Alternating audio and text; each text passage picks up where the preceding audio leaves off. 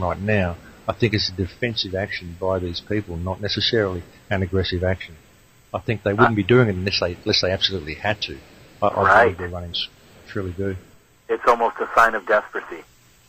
Absolutely, I really do think that. Yeah, and I'd like to plug your site one more time. That's an excellent point, and I wanted to do that tonight.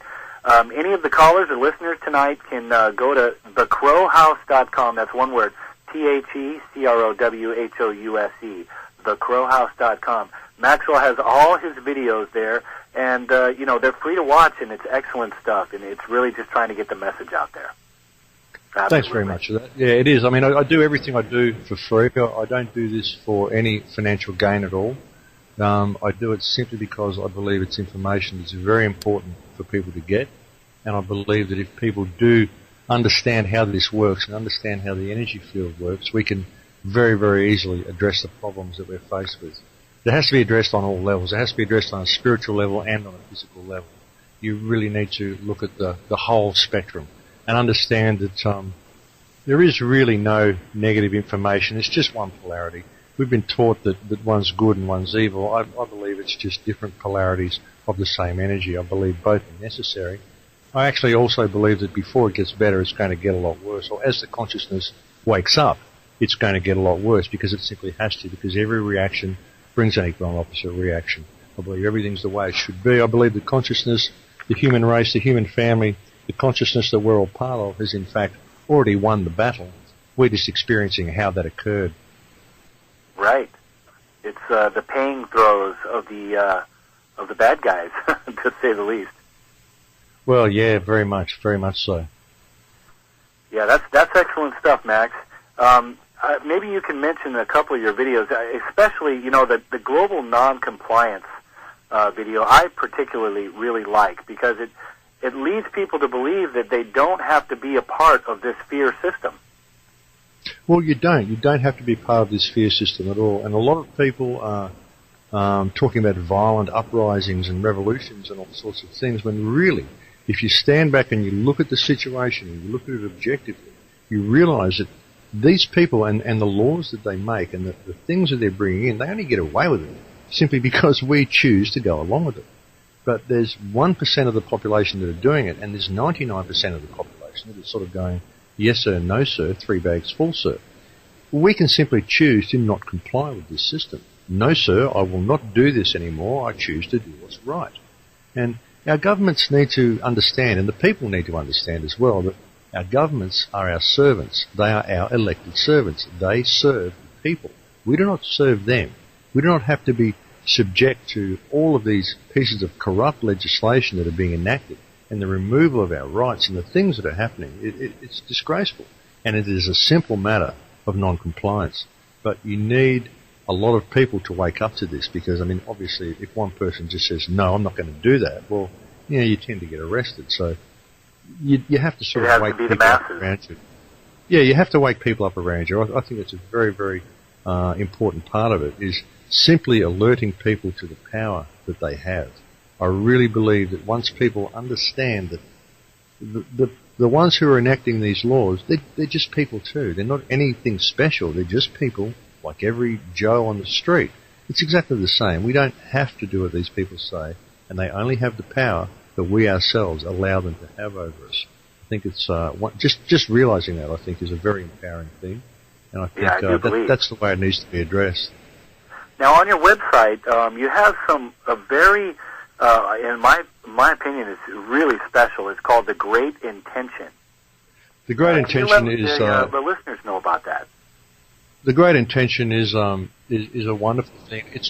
The Great Intention has been going on since April 11th, and we are having a meditation. It's kind of a meditation. It's putting yourself in a true state of prayer for 1 hour every Saturday at Greenwich Mean Time, 10 p.m. Greenwich Mean Time every Saturday. Which is I believe that's 3 p.m. Pacific Standard Time. That would probably be about right. It's 8 a.m. Sunday for me, so it's an early one.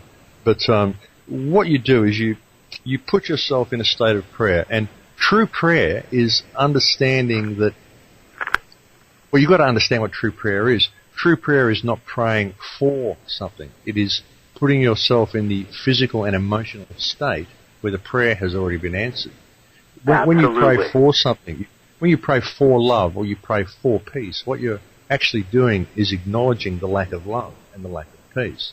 If you can put yourself in the emotional state where you are already in that love and in that peace and you're already experiencing it, and you can charge the energy with that field.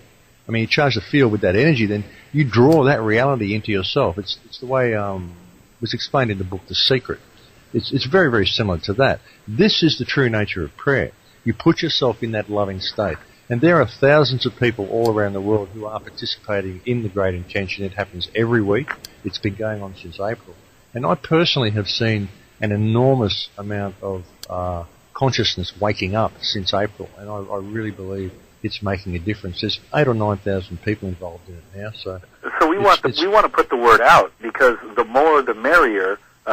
No pun intended, but really, if the more people that do this at one time, you're just talking about tapping in to much more of that unified field love energy, correct?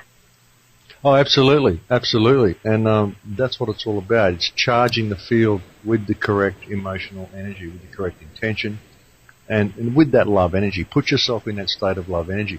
I've told people you can generate this feeling anytime you want. You really can. It's that warm, fuzzy feeling that you get. I often used to use the feeling that I get when I've given someone a gift. You get that wonderful feeling that you get when you've given someone a gift and you see how pleased they are with that gift. You get that incredible, loving, wonderful feeling inside you. You can generate that feeling at any time, and you can charge the field with that energy. And you can put yourself in that state all the time. Dr. Leonard Horowitz has actually analysed this and has come up with the frequency of 528 hertz is the frequency that it actually is. And that's what you can do.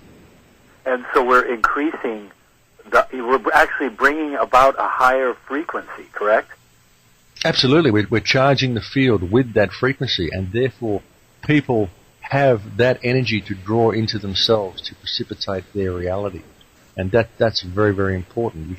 It's like everyone's drawing from a big pond of muddy water, and with this you can channel fresh water into it. You can gradually clean up the field so it becomes all positive and clean and beautiful again. And that's what we're trying to do. Now, probably some of our listeners out there that are more based in a religion of one type or another might find this a little strange to them. But a unified field in the quantum theory is really something else. I mean, there's been a lot of extensive research on it. The measurement problem says that an atom only appears in a particular place if you measure it. That is to say, an atom is spread out all over the place until a conscious observer decides to look at it. In theory, the act of observation creates the entire universe. And that's pretty amazing right. When you think about the energy that's out there is literally alive. Absolutely, and we create physical matter simply by observing it. This is how it works. This has been proven, like you say, through the measurement problem.